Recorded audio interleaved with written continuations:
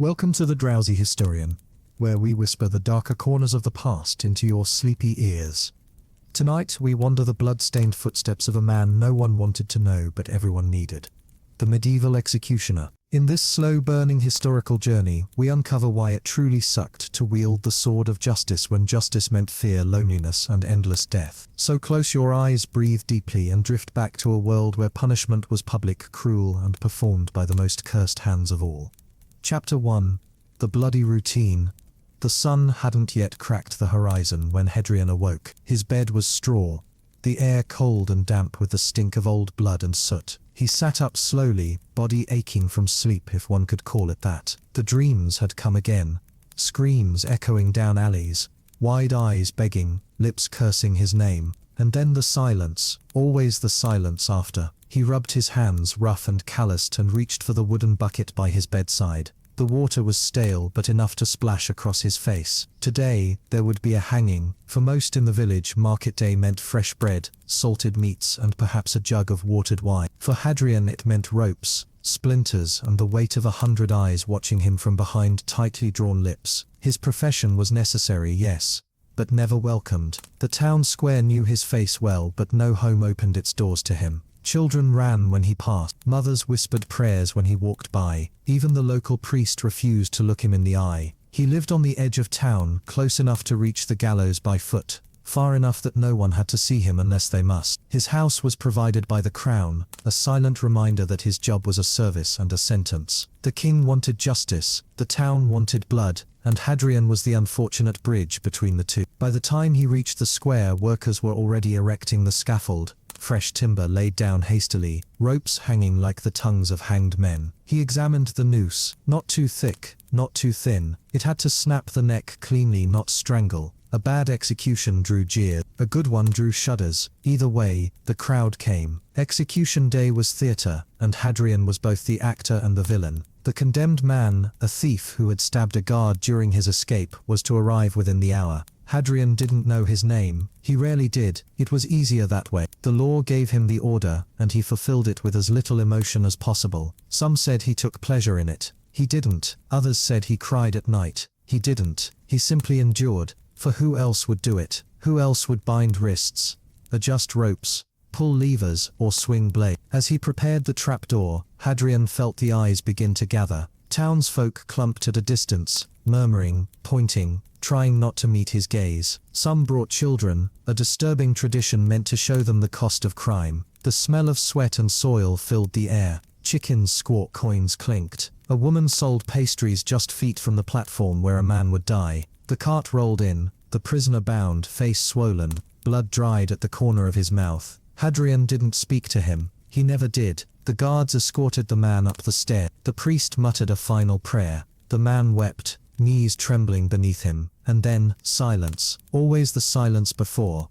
Hadrian gave the nod. The lever dropped. The man fell. A crack echoed across the square. The crowd flinched. Someone sobbed. Someone else clapped. Hadrian stared straight ahead, not at the body, not at the people, but through it all as if staring at a wall he could never climb. By sunset the gallows stood empty, the body removed, the square swept clean, as if death had never happened. But it had. It always did. Hadrian returned home, silent, haunted. No one spoke to him, no one thanked him. He had done his job. He would do it again next week, perhaps twice. The straw in his bed still smelled like blood, and the dreams would come again. Once the crowd had gone and the square was empty again, Hadrian walked slowly home, the echoes of the noose still ringing in his bones. But what most people never realized was that his day wasn't truly done. Death had a residue. It clung to the hands, crept into the nails, soaked the clothes and soul, and no amount of washing could remove it. But he tried anyway. In a cold basin behind his cottage, using water thick with ash, he scrubbed his hands until they stung. You see, an executioner's duties didn't end with the swing of the rope. That was just the visible part, the public theatre. Behind the curtain, there were other expectations. He was responsible for the court. Depending on the crime and the kingdom's rules, a body might be buried in unconsecrated ground, displayed as a warning, or fed to animals. Hadrian had done all three, and while the priest might say a few words before the drop, The church still viewed executioners as spiritually impure. He could not marry in church. He could not receive the sacraments. He could not be buried on holy ground. There were no confessions, no blessings, in the eyes of God, or at least his earthly representatives. Hadrian was necessary, but death, this paradox needed and reviled, was the executioner's burden. In some towns, executioners were forced to wear identifying marks, red coats, black gloves, or wide hats, so people could avoid them on sight. Others had to live outside the walls entirely, in ghettos with lepers, gravediggers, and outcasts. In Frankfurt, the executioner wasn't allowed to drink in taverns. In Zurich, his coins were refused at markets, unless they were washed first. That wasn't superstition, it was codified policy. And still they needed him. Hadrian earned his coin per execution, often with a small retainer from the crown, but sometimes weeks passed without a sentence. In lean years, executioners did other dirty work, flaying animals, clearing latrines, removing bloated bodies from rivers. Many learned surgery, bone setting, or dentistry. It was darkly ironic that a man who took lives also saved them. But the skills were related. Knowing how to sever a limb cleanly meant you knew how to amputate. Painfully, yes, but effectively. Despite this, executioners rarely grew rich. Their pay was modest, and expenses were constant: tools, clothing, oil for blade maintenance. In France, it was common for the executioner to be fined if the beheading was botched. Imagine one misstep, and the man who swings the axe must pay the price out of his own purse. And there were many botched jobs. Despite what movies might suggest, most medieval beheadings didn't go cleanly. The human neck is strong, sinewy, muscular, and defiant. A single swing might not suffice. There are records of nobles receiving 5, even 6 strikes before death. The crowd would boo. Sometimes they threw stones. Once in 1561, the Paris executioner was nearly lynched after a noble's head hung by a thread for several agonizing minutes. To be competent was a survival skill. To be quick, precise, and merciless. But the job wore a man down. Not just his hands or his back, but his soul. There are scattered journals and letters from European executioners, some passed down in families who kept the role for generations. In one, a 15th century German headsman wrote, "I dream of faces. I wake to blood. My hands have learned the weight of heads, but not the weight of peace." And then there was the loneliness. That was perhaps the worst. Executioners were forbidden from many aspects of civic life. They couldn't join guilds, serve on councils, or even enter some churches. Marrying was difficult. Even brothels sometimes refused them, believing the touch of the executioner brought sickness or ruin. Hadrian had once courted a laundress. She smiled at him once, offered him bread on a cold morning. By evening, her father had dragged her away, shouting that she'd damned their family's neck. So Hadrian lived alone. Most executioners did. If they had sons, those sons often inherited the job. Not by choice, but because no one else would hire the child of a headsman. It was a generational curse. In Hungary, there are records of families forced into the execution trade for 5 generations. The name became synonymous with death itself. But here's a fact most people never think about. Executioners were trained. It wasn't just brute force. An apprentice might start young, helping clean instruments, learning anatomy from butchered animals, assisting with minor punishments like whipping or branding. Only after years of experience would they graduate to beheading, hanging, or breaking on the wheel. Yes, the wheel. One of the most horrific forms of execution in medieval Europe was the breaking wheel. The condemned would be tied to a large cartwheel. The executioner would then shatter their limbs one by one with an iron bar, weaving the broken bones through the spokes. Sometimes this was done over days. It was a death not just of the body, but of hope, dignity, and reason. And the one to deliver it was Hadrian. But he didn't feel power. He didn't feel triumph. He felt duty, dread, and decay. The world believed the executioner was a monster. But monsters do not flinch in the dark. Hadrian did, every night.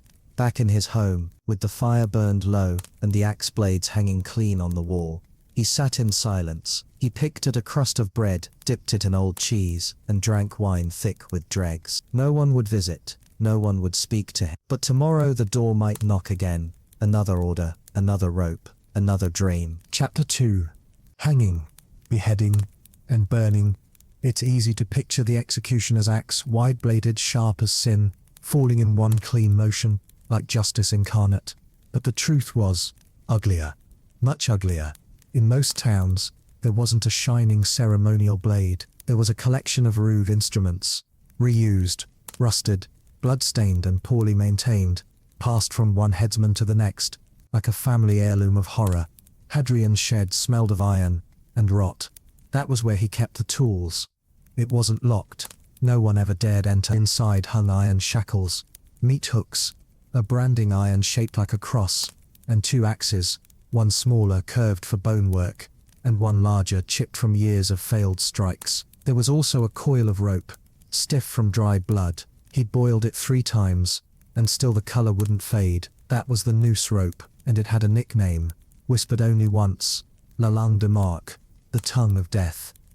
Executions were rarely clean, even hangings were messy, misunderstood, and frequently botched. Today we imagine a hanging as a swift drop, a snap of the neck, and then silence. But in medieval times, that wasn't the method at all. The short drop or no drop hanging was more common, where the condemned was hoisted slowly off the ground, or stood on a stool kicked from under them. This didn't break the neck, it led to strangulation, slow, terrifying, and utterly grotesque. It could take 10 minutes, sometimes 20. The body convulsed, limbs jerked like a marionette, faces turned purple, tongues bulged, and urine ran down legs. The audience didn't always cheer, many vomited, but they kept watching, always watching, because they wanted to believe this pain was justice. Executioners like Hadrian knew the tricks. He would add stones to the feet to quicken the death, or pull the legs down to make it more merciful, but he wasn't always allowed. The lord of the region, or the bishop might demand the full suffering.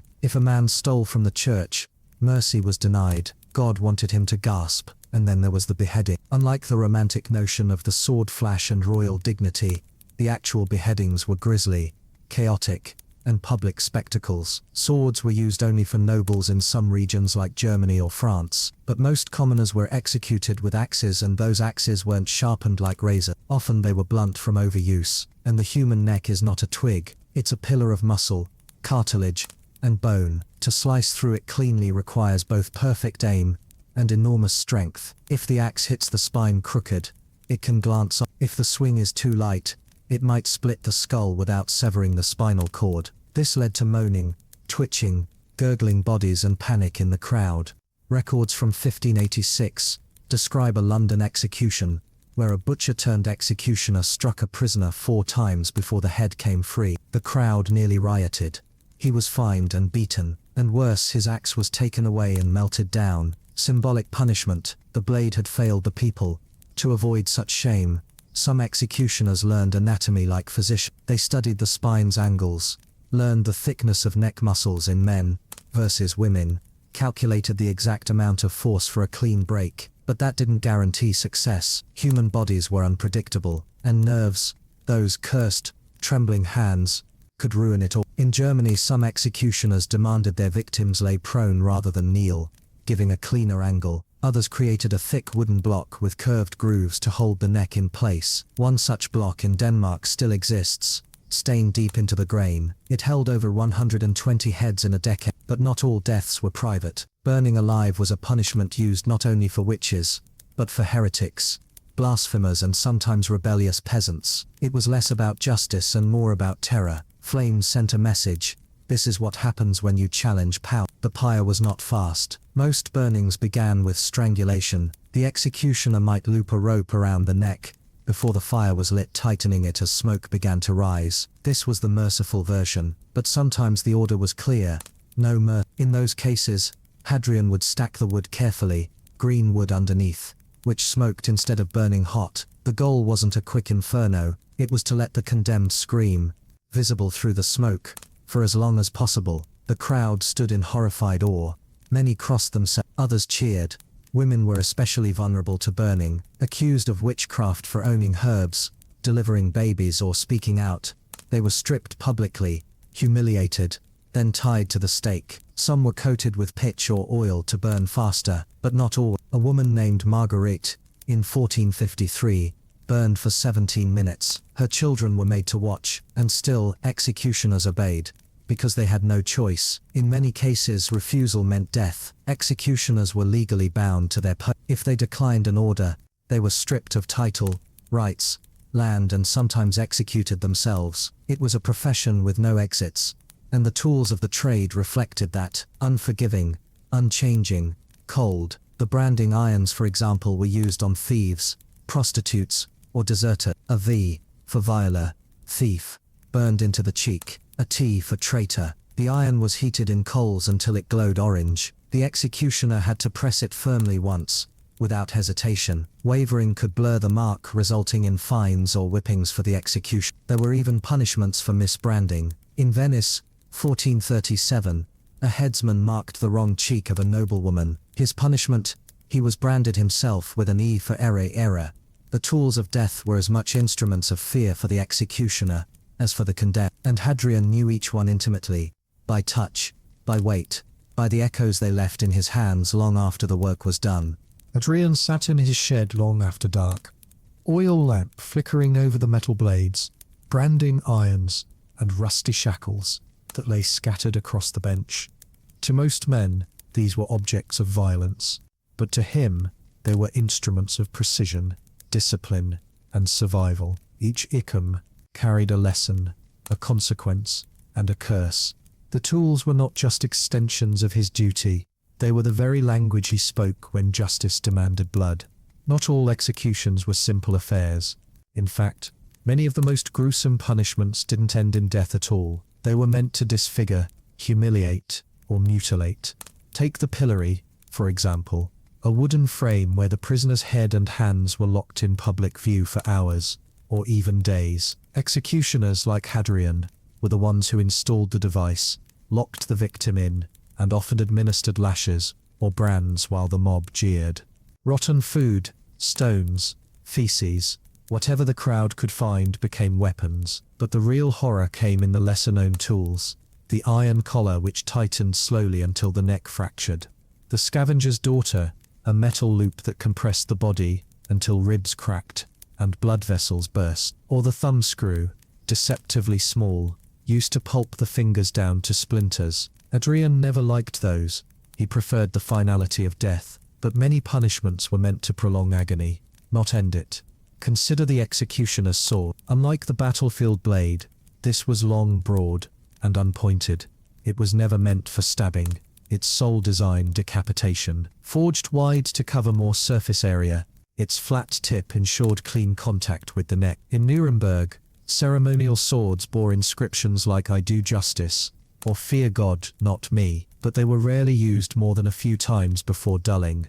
A dulled blade didn't just slow the death, it broke the executioner's body. A botched swing could injure the arm, back, or even throw the wrist out of joint. The physical toll was relentless, and sharpening wasn't easy. Whetstones were expensive, especially for blades this size. Hadrian often used sandstone blocks, grinding carefully by hand for hours to restore an edge that still might fail in the moment of truth. There were nights he lay awake after sharpening, staring at the ceiling, feeling phantom weight in his shoulder, as if rehearsing the strike in dream. Then there were fire executions.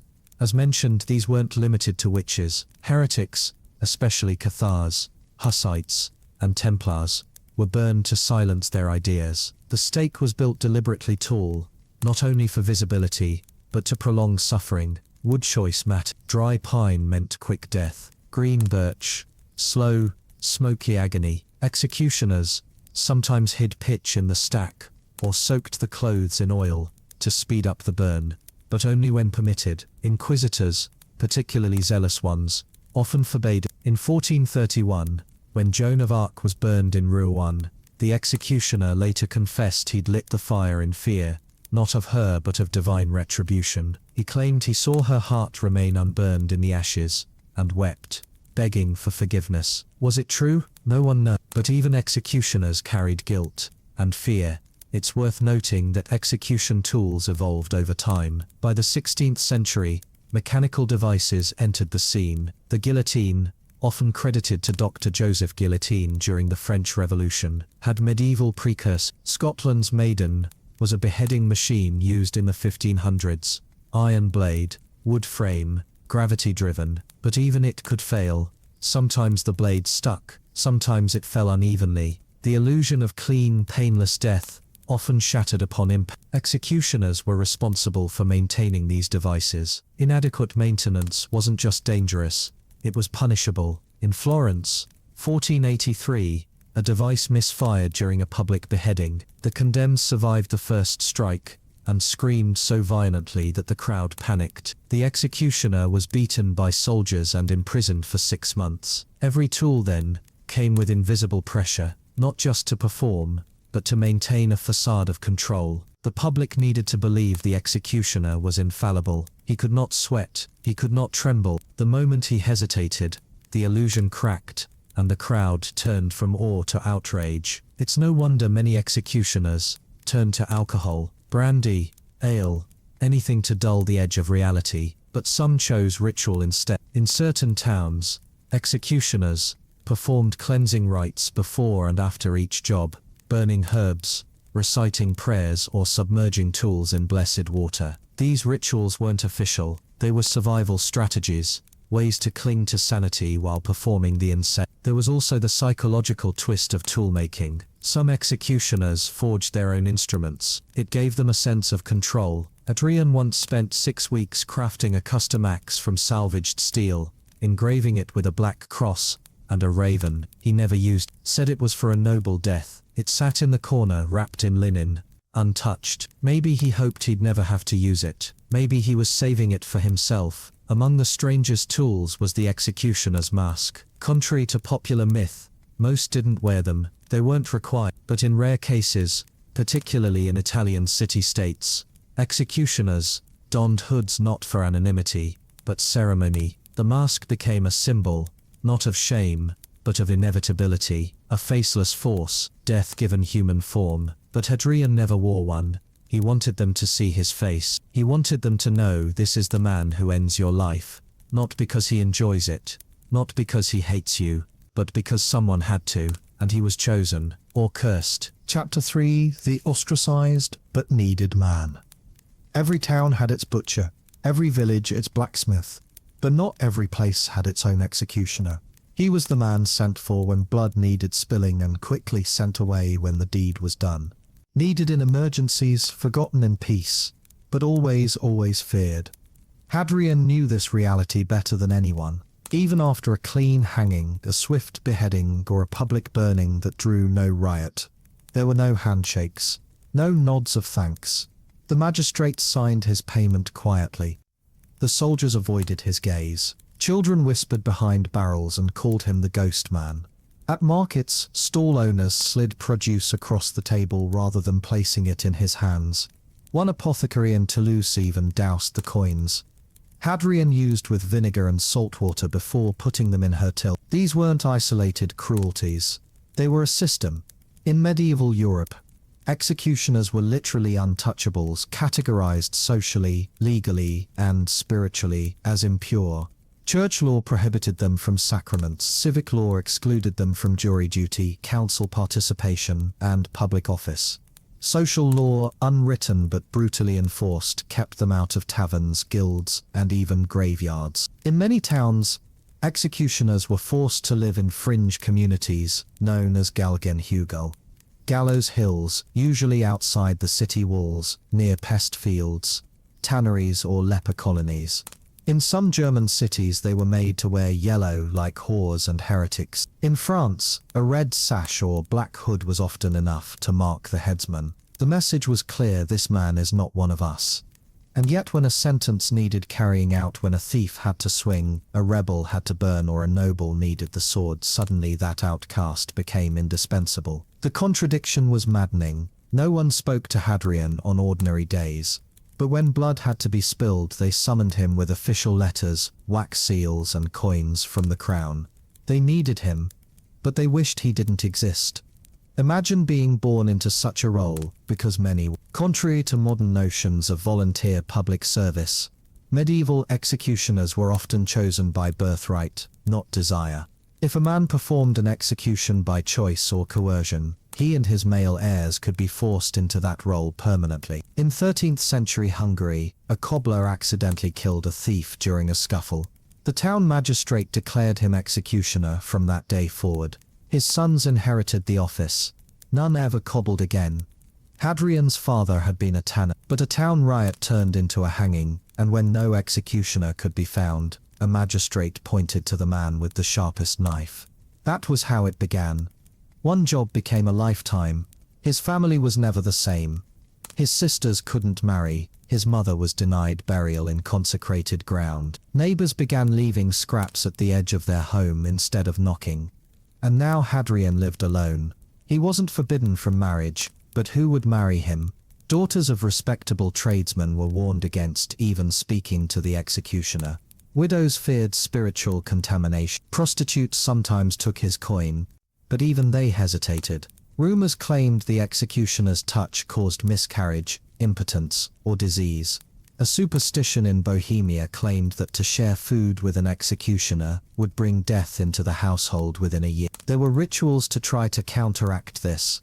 Some executioners were given special cloaks by the town, blood red or midnight black, meant to symbolically contain the death aura. Others were allowed to enter town only at night when people weren't watching. In one Swiss canton, an executioner was required to ring a bell as he walked through town, so mothers could shield their children.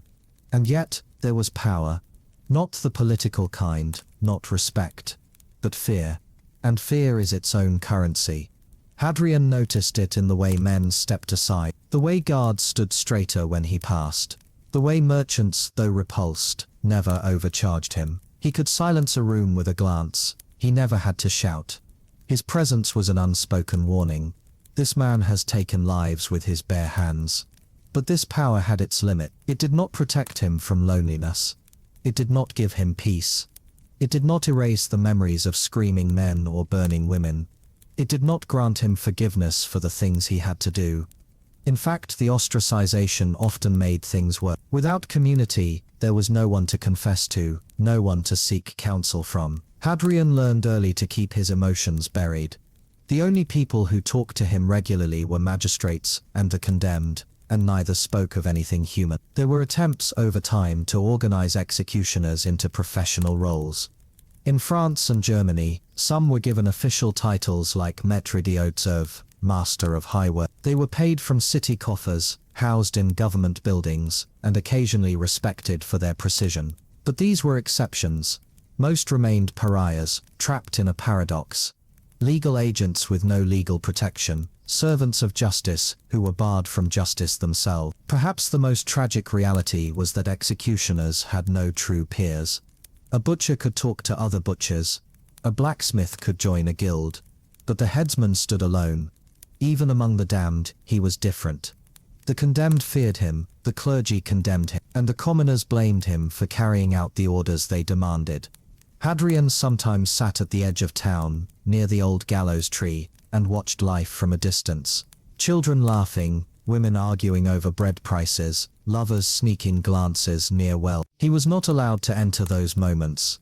He was a silhouette in the corner of their world, a reminder of death. And society had no room for death, except in secret or spectacle. But come morning the letter would arrive again.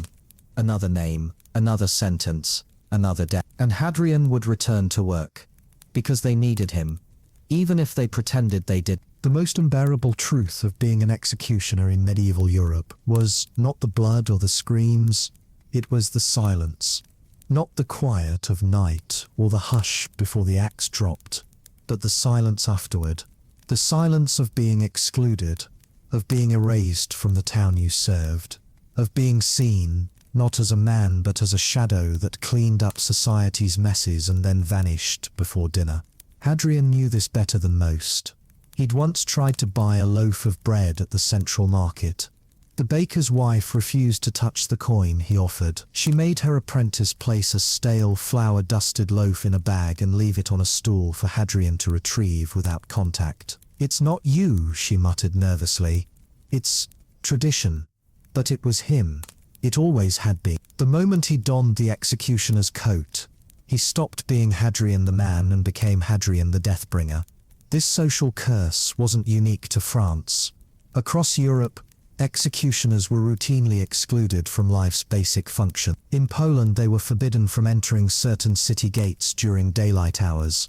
In England, a 13th century law barred executioners from sitting at communal feasts, unless invited by a noble. In Italy, the town of Perugia required executioners to live in stone cottages painted with black vertical stripes, so no one could mistake them for normal citizens. Even their homes were haunted by stigma. In some towns, visitors would toss stones at the executioner's door for good luck, believing the house absorbed misfortune. In others, children played cruel games, daring one another to touch the gate of the executioner's fence. If they did, they were supposed to spit 3 times to ward off death. Perhaps more disturbingly, some towns codified this isolation with ritual. In Augsburg, Germany, executioners had to enter the city by a special gate, the gallows path, and were required to exit the same way after every job. In a perverse reversal of pilgrimage, their journey into town brought not blessings, but fear and disgust. And yet, when the mayor needed a thief punished or a rebel dismembered, it was Hadrian they summoned. This created a strange duality. Executioners were legally protected yet socially despised. Towns paid them wages, some even provided pensions. But those same towns refused them sacraments. Hadrian couldn't take communion, couldn't confess, couldn't be buried in the same cemetery as the people whose justice he carried out. There were no friends, no godparents for children, no neighbors who would lend sugar or salt. One of the few things that kept executioners sane was writing. Scattered across Europe, a handful of headsmen left behind journals, letters, or notes, small windows into their tortured minds. One such account comes from Franz Schmidt, an executioner in Nuremberg who worked from 1573 to 1670. He kept a detailed record of every execution, over 300. But more than names and dates, his journal reveals a man who struggled with the life he led. In one entry, he describes a nobleman whose execution he botched. The blade struck bone, and it took 2 more hits to finish the job. That night, Schmidt wrote, "The air did not taste of breads. It was smoke and guilt. I have done what was asked, but I feel no peace." Like Hadrian, Schmidt had no true peers. Only the condemned spoke to him without flinching, and even they sometimes cursed his name. One woman spat in his face as he approached. She screamed, "You wear the devil's skin," before her voice was silenced forever. Schmidt said nothing, neither did Hadrian. There was no rebuttal for the accusations of the dying. Some executioners sought companionship within their own bloodline. Fathers trained sons, uncles trained nephews. It was in many cases the only community available. In 14th century Paris, an entire family 4 generations deep served as executioners. They lived in the same alley, attended each other's executions, and were buried together in a patch of dirt behind the gallows. No marker, just bones and silence. But there were moments, brief, painful, and quickly extinguished, when humanity cracked through the shell. Hadrian once helped a farmer's cart stuck in the mud on the edge of town. The man thanked him with a nod, then realized who he was. He turned pale, stammered, and fled, leaving the cart behind. The gratitude died faster than the echo of Hadrian's boots. This wasn't just about fear, it was about ritual contamination. In many medieval communities, people believed executioners carried a spiritual disease, not physical like leprosy, but a kind of invisible rot. Their presence could sour milk, ruin crops, or bring death to newborns. Entire families were said to go barren after accepting food from a headsman. To counter this, towns developed bizarre coping mechanisms. Some appointed a priest to cleanse the executioner's path after a job, burning herbs, or splashing holy water on the scaffold. Others buried execution tools in salted pits to kill the sin. Still, the stain remained, not on the blade, on them. Even marriages were infected by the stigma. In some places, executioners were only allowed to marry the widows or daughters of other executioners, trapping entire bloodlines in a cycle of violence and exclusion. One such case in Alsace records a woman weeping at her wedding, not because of the groom, but because she knew her children would never know a normal life. Hadrian often wondered what would have become of him if he'd refused, if he'd thrown down the rope, dropped the axe, and walked away. But executioners couldn't resign. To quit was to face the same punishment you once delivered. A German law in 1329 stated that any executioner who abandoned his post would be branded for treason and exiled unto the wilderness, which is to say they'd still kill you, just slow. So Hadrian stayed, not because he wanted to, but because the role did not allow escape. He was not a man with a job, he was the job, and that job had no end. Chapter 4. When the axe goes wrong. Botched executions. The crowd came for closure. That was the unspoken truth. When people gathered at the scaffold, the square or the stake, they wanted to see a clean ending, a final, sharp moment that separated justice from sin, society from chaos, and the living from the condemned. But when that ending faltered, when the executioner missed, hesitated, or failed, those watching did not pity the dying. They turned on the man with the axe. Hadrian had seen it happen, not to him yet, but to others. His mentor, Arnaud, once lost control of a beheading in a nearby town. The condemned man, a traitor, moved his head at the last moment. The axe clipped his jaw, slicing the face rather than severing the neck. Blood sprayed across the platform. The man screamed and flailed as guards held him down. It took 2 more strikes. The crowd, who had come for justice, roared like a beast, denied its meal. They threw cabbage, dung and coins. Arnaud left the town that night and was never seen again. Botched executions were more than just mistakes. They were scandals. In a world where death was public theatre, the executioner was the performer, and a bad performance ruined everything. People wanted brutality, yes, but with discipline, pain but with dignity. If the headsman stuttered in his swing, or pulled the noose too tight, the audience felt cheated. The historical record is full of these moments. In 1587, Mary Queen of Scots was executed in England. It took 3 swings of the axe to remove her head. The first blow missed the neck and struck the back of her head. The second nearly severed the neck. The third finished the job. As the executioner held her head aloft, her red wig came loose, and the actual head fell, revealing she'd been wearing it to hide thinning hair. A gasp echoed across the courtyard. The executioner, it is said, was paid to disappear shortly after. And this wasn't rare. Medieval axes dulled quickly. Most headsmen couldn't afford constant sharpening or fresh forged blades. Even a good axe could fail if it struck bone wrong, or if the neck was unusually thick or twisted. Fatigue mattered too. Executions in batches, common during rebellions, meant swinging heavy steel dozens of times in a day. Arms gave out, muscles locked, precision suffered. In 1525, during the German Peasants' War, a headsman in Würzburg had to execute 60 rebels in a single afternoon. By the 40th, his arms were trembling so violently that the mayor ordered a wine break. By the 52nd, he was sobbing between strikes. Witnesses claimed the final heads were not so much cut as mangled.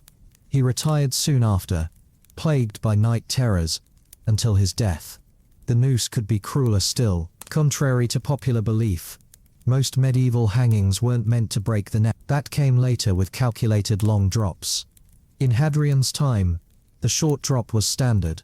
The prisoner stood on a stool or cart, the noose tight, but loose enough to allow breath. The support was kicked away, and the condemned dangled, strangling slowly, feet thrashing, bladder loosening. But when the rope was too long, the head could tear from the body. When too short, the victim might dangle for 30 minutes. The executioner had to judge by weight, build, even the day's humidity. Misjudge, and the spectacle turned gruesome. One of the worst hangings on record occurred in 1313, in Bruges. A man named Peter de Vries was sentenced for murder. The town insisted on a display full gallows, crowd, banners, but the executioner used a cheap hemp rope. As the trap was sprung, the rope snapped. Peter fell, gasping and bloodied, but alive. The magistrate ordered him rehanged immediately. The second time, the rope held, but he strangled for 11 minutes, while the crowd watched in horror. Afterward, the priest refused to bless the scaffold, calling it a site of failure, not redemption. Executioners were punished for such failures. Some were fined. Others lost their positions. In rare cases, if the mistake was deemed intentional or too public, they were executed themselves. In 1499, in Milan, an executioner failed to properly kill a nobleman accused of conspiracy. The city accused him of mercy and treason. He was hanged from his own gallows. This fear of error shaped everything Hadrian did. Before every job, he tested the blade on bones, usually sheep or pig spines if he could afford them. He measured neck widths with his fingers, practiced grip, rehearsed swings, but none of it could guarantee success. Human bodies were unpredictable. Some convulsed violently, some went limp, some urinated, some cursed. A few prayed until the very end, whispering to saints with their last breath. Hadrian never listened too closely. He couldn't afford to carry their voices home. The public was always ready to judge. One slip, and they'd call you a butcher. One messy death, and they'd spit at your feet. But these same people wanted the spectacle. They craved the edge of violence, so long as it was tidy and poetic. Hadrian often wondered if their disgust was real, or just guilt repackaged as revulsion. Botched executions left more than blood, they left rumors. In Paris, there was once a legend of a man who survived a hanging, pulled from the rope after 15 minutes. His heart still beating. The priest claimed it was a miracle. The executioner insisted it was a mistake. The town argued for weeks. In the end, the man was rehanged the next market day, to cleanse the error. Another tale from Prague tells of a condemned woman who, after a failed burning, was strangled by the executioner's bare hands. To stop her screaming, her name was struck from the court record, but the executioner was never the same. He was later seen mumbling to himself in the woods, smashing stones with his fists until they bled. Mistakes weren't just remembered, they haunted, and for executioners, memory was the sharpest blade of all. There was no greater shame for an executioner than a job gone wrong. Not because of guilt, though some felt it, but because failure stripped away the last shred of respect they were allowed. The crowd didn't forgive clumsiness. The magistrates, despite relying on your hand, would write new laws to control you, and the condemned, if still breathing, became more than victims. They became curses. Hadrian kept a journal, though no one would ever read it. In it he didn't name the dead or describe the methods. Instead he listed mistakes: a blade dropped too soon, a rope tied too high, a limb burned too fast.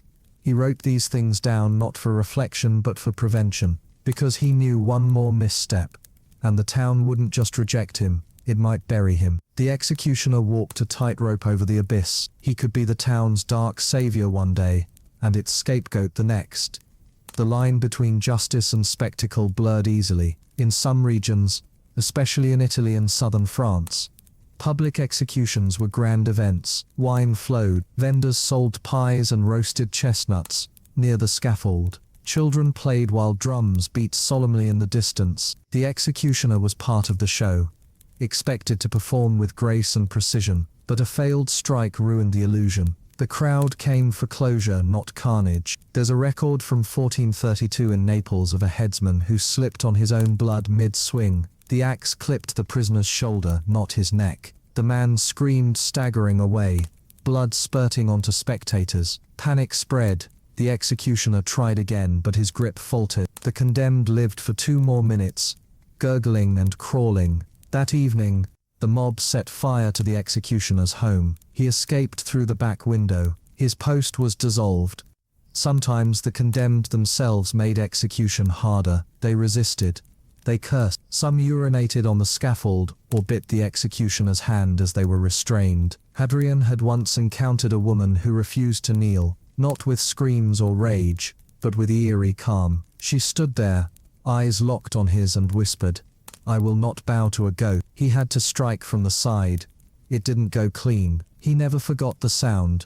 But not all resistance was physical. Some criminals became folk heroes. When an execution was botched, and the victim survived momentarily, rumors spread that God had intervened. In a world thick with superstition, divine interruption meant the executioner had failed not just in duty, but in morality. Take the case of Thomas à Becket's killer in the 1100s. Though not a formal execution, His death at the hands of knights was seen as sacrilegious. Years later, an executioner claimed his own axe dulled every time he tried to execute someone on the anniversary of Beckett's death. People believed it. They always believed such things. A dull axe wasn't just steel, it was a warning. That fear, that sense of cursed steel, plagued many executioners. They began to treat their tools like relics. Sharpening became ceremony. Some oiled the blades with herbs.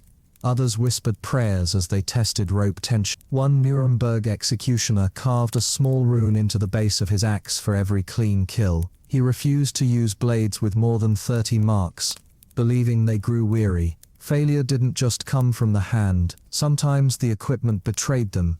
Hanging was the most treacherous. As cities grew, so did crowds. Gallows had to be built quickly, sometimes from scrap wood. If a support beam cracked or the trapdoor stuck, the prisoner could hang incorrectly, causing suffocation or decapitation. In 1391, a man named Albrecht was sentenced to hang in Regensburg. When the trapdoor stuck, guards tried to force it open with a spear. The jolt threw the man sideways. His head struck the beam and fractured, but didn't kill. He died 18 minutes later. The executioner was fined, the carpenter jailed, and the priest declared the site unholy. But most terrifying was the crowd's response. They came for certainty, for ritual, for the clean severance of life. But a failed execution shattered that. It reminded them death was not always orderly, that their justice could be flawed, that the man on the scaffold might just be like them, afraid, confused, human. Crowds sometimes demanded a second executioner. If one failed, the city would bring in a rival. There are stories of executioners arriving in town unannounced, summoned by letter after a botched burn or hang. It was public humiliation. One man's failure became another's triumph. The crowd often cheered louder for the second man, praising his cold efficiency. This rivalry bred paranoia. Executioners began to practice in secret. Some hunted pigs to study anatomy. Others sharpened in moonlight, away from prying eyes. Hadrian once trained on hay-filled dummies, wrapped in canvas. He cut at them until his arms shook. Better to bleed in practice, he thought, than in shame. But practice couldn't prevent everything. Some victims simply didn't die when they should. In 1650, a woman accused of sorcery was burned in Frankfurt. Witnesses claimed her heart remained untouched by flame. When the ashes cooled, the heart was found intact, blackened but whole. Locals believed it was proof of innocence. The executioner was chased from town with stones. The priest who ordered the burn was reassigned. The scaffold was torn down. The worst part, Hadrian knew, was that no one truly wanted him to succeed. They wanted a perfect death, not a human one. If he killed too coldly, he was cruel. If he hesitated, he was weak. If the axe failed, it was his sin. But if the sentence went cleanly, no one clapped. They simply turned away, relieved that the ritual had ended. There was no applause, only survival, and silence. That silence was worse than scream, because it meant they'd seen him, not as a man, not as a tool, but as a reminder that justice could slip, blood could spill the wrong way, and death was never certain. Chapter 5: Inherited Blood. In most professions, sons followed in their father's footsteps out of pride. The blacksmith taught his son the weight of iron. The miller passed down the secret rhythm of the grindstone. The merchant handed over ledgers and local trust. But for the executioner, inheritance wasn't a tradition, it was a trap. Once your family was marked, there was no clean escape. The tools of death didn't just rest in your father's hands, they passed into yours like a disease of duty. Hadrian had never wanted the role, but his surname whispered behind door frames, scribbled in court ledgers, etched into tavern graffiti, was already soaked in fear before he was born. His father had been an executioner for over 2 decades, not by choice, not by skill, but because his grandfather had been forced to take the post when the last town headsman died during a failed drawing and quartering. No one else stepped forward, so the crown appointed him, and the line was sealed. This was not unique. In towns across medieval Europe, executioners' children were often fated to inherit the trade. Whether by necessity, social exclusion, or legal decree, these children were shaped early for a future drenched in blood. In some towns, such as Bamberg or Würzburg, entire executioner dynasties were registered. Families who served the role for generations, their names recorded in council books like cursed titles. Training began young. Hadrian remembered being 9, watching his father sharpen an axe under a dripping roof. The grindstone hissed with every pass, and his father's arms moved like clockwork. "Watch the angle," he murmured. "Flat is dangerous. A slant gives control." At the time, Hadrian didn't understand what he was learning. Only later did he realize those lessons were never optional. Sons of executioners were rarely allowed to take other roles. Towns refused to apprentice them to trades. Guilds rejected their applications. Priests would not baptize them beside the other children. Even marriage prospects were grim. Daughters of bakers or innkeepers were strictly warned. A union with an executioner's blood was to invite ruin upon the family. This social walling off led to closed communities. Executioner families began marrying within their own circles. Cousins, widows of former executioners, daughters of grave diggers, anyone similarly marked. In some cases, this created insular secretive subcultures. Families who spoke in guarded tones, carried their own superstitions and raised children with a grim understanding of their future. One of the most documented examples comes from the Meister family of 16th century Bavaria. Over 5 generations, they served as executioners for multiple cities. Their letters, preserved in dusty archives, reveal a chilling blend of resignation and duty. In one written in 1571, a father tells his 12-year-old son, "You have seen the bodies, you have seen the rope. Do not pretend to be a butcher, you are already chosen." There was no ceremony, no apprenticeship exams. The training was practical, brutal and constant. Children were taught anatomy through animals, cutting tendons on pigs, studying vertebrae in sheep. They learned how to gauge neck width, how to tie proper knots, how to soak hemp to avoid rope snapping mid-hanging. They were made to help prepare scaffolds and clean bloodstains from execution blocks.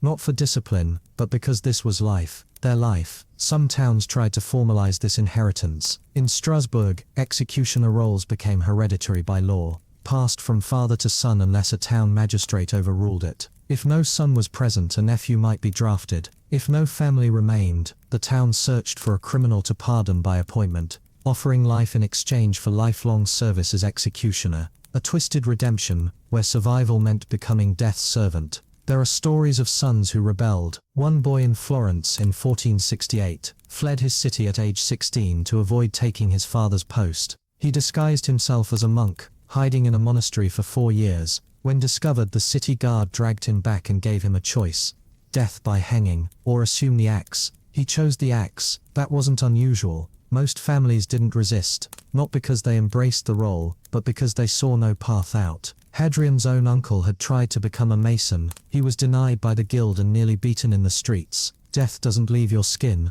they shouted, "even if you scrub." This hereditary fate even shaped physical tools. Axes were passed down, named and maintained like sacred relics. One family in Denmark reportedly used the same executioner's sword for nearly 100 years. When the blade finally cracked, it was melted into a crucifix and hung above their hearth. Not as repentance, but as remembrance.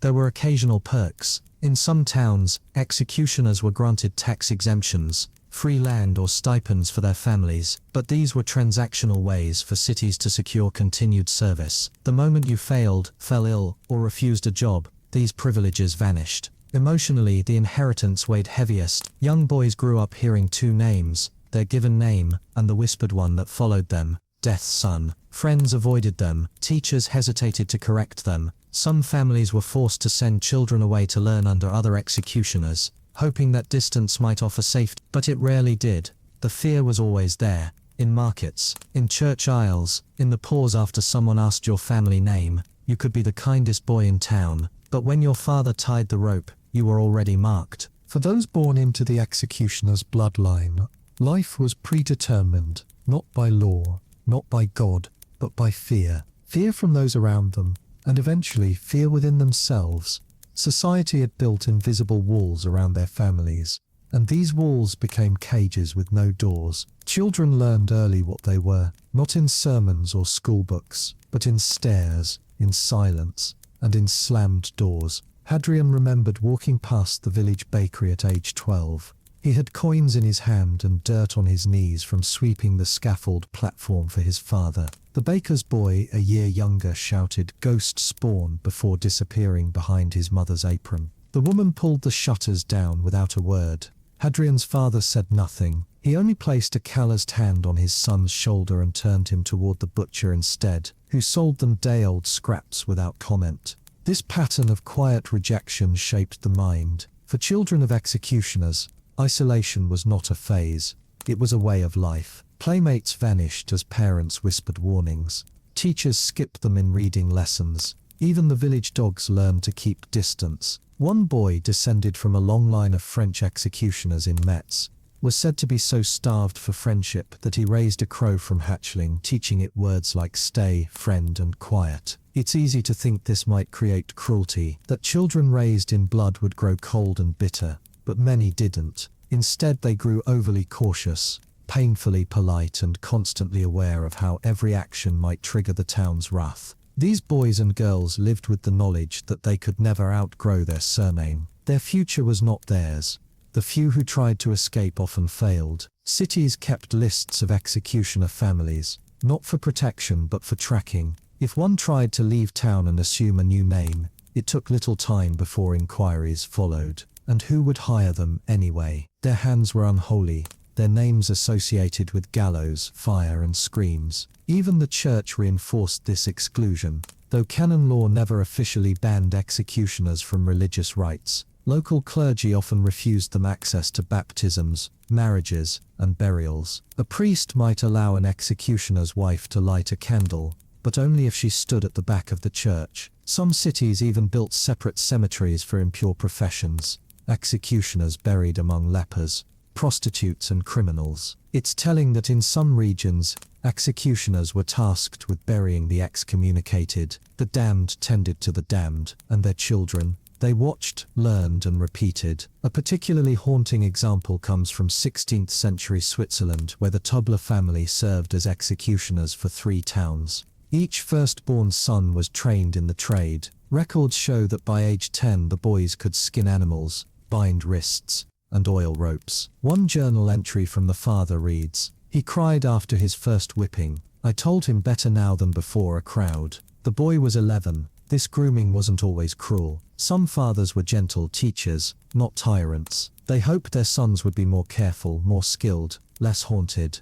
But even the kindest executioner couldn't shield his child from what the world believed. That blood once spilled never left a family clean. Mothers suffered too. In many places, women married to executioners were labeled witches or cursed vessels. They were blamed for miscarriages, crop failure, or drought. One woman in 1470s Flanders was accused of causing a newborn's death simply by touching the baby's blanket. Her only crime: her husband had executed the child's uncle weeks before. These women often stayed indoors, spoke rarely in public, and birthed children in silence. The midwives who attended them sometimes brought their own holy water, not for the child, but to cleanse their own hands afterward. Over time, the children of executioners internalized the stigma. They stopped asking to join games, avoided festivals, and walked in shadows. And yet when the time came, they took the tools. Not because they wanted to, but because they understood no one else ever would. The legacy was heavier than any axe.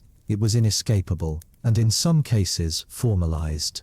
In parts of Bohemia and the Holy Roman Empire, executioner roles became inherited by legal expectation. A father could name his son as heir in official court records. The city would confirm the appointment and offer housing, stipends, and tools, sometimes before the boy was of age. It was bureaucracy sealing the bloodline. But even this structure didn't protect the family. One case in 1555 tells of a teenage son who, after his father's sudden death, refused to continue the work. The town arrested him. After 3 days in a cell, they offered a deal: take the executioner's post, or join the next group of condemned thieves. He chose the axe and by age 16, had carried out 4 hangings. Among the most disturbing aspects of this inheritance was how society normalized it. Children raised under the gallows weren't seen as victims, but as tools waiting to be sharpened. Executioners were often denied access to schools. Their children couldn't attend feast days, but they could prepare torture devices. They could clean the scaffold. They could cut hemp.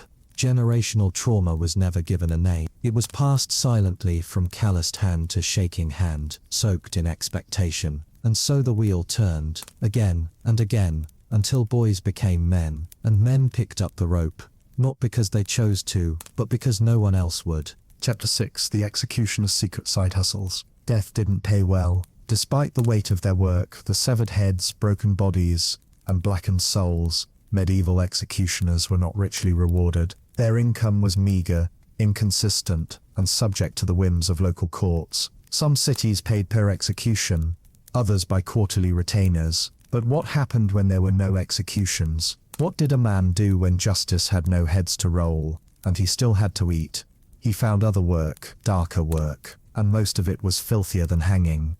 Hadrian had spent months between executions, long stretches when the courts fell quiet, crime dipped, or pardons flooded in from bishops and lords. Those were the lean times.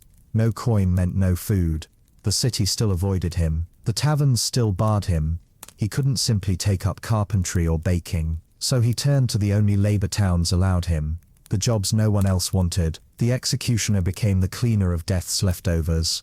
One of the most common side duties was corpse disposal, whether it was plague victims dumped in shallow pits, criminals whose bodies were denied burial in consecrated ground, or even mutilated prisoners who died mid-torture. Someone had to haul the remains. That someone was often the executioner. In some cities like Prague and Krakow, executioners were required to oversee paupers' burials. They stacked bones, carted limbs, and sometimes hacked corpses into smaller parts to fit mass graves. Payment came in copper coins and moldy bread. They also disposed of animal carcasses, horses, dogs, diseased cattle, left rotting in fields or alleys. Towns feared plague, and executioners were expected to drag, burn, or bury the remains far outside city walls. The smell clung to their clothes, the flies to their skin. But it didn't end there. Executioners were often responsible for administering torture before sentencing. This wasn't always a simple matter of tying a man down and turning a wheel.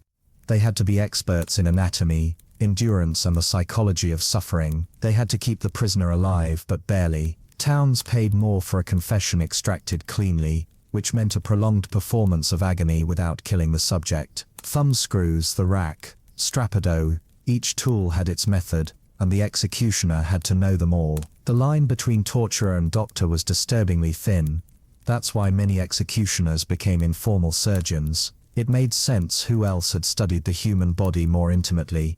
They learned to set bones, clean wounds, even perform amputations. Some became dentists, extracting rotting teeth with the same pliers they used on torture victims. Townspeople visited secretly, desperate for relief, unwilling to admit the healer's hands had once ended lives. In Germany, certain executioners were nicknamed Knochenhauer, bone handlers, a term blending butcher and healer. One man in Hamburg was renowned for lancing boils and treating infected wounds. He performed 30 minor surgeries in a year, but was never invited to market dinners or public celebrations. People trusted his skills, but not his presence. These side jobs were risky. One slip during surgery, and a patient might accuse the executioner of poisoning. One tooth pulled poorly, and whispers of intentional harm followed. Hadrian once treated a farmer's infected foot. The wound healed, but the man's son died a week later from unrelated illness. The neighbors blamed Hadrian.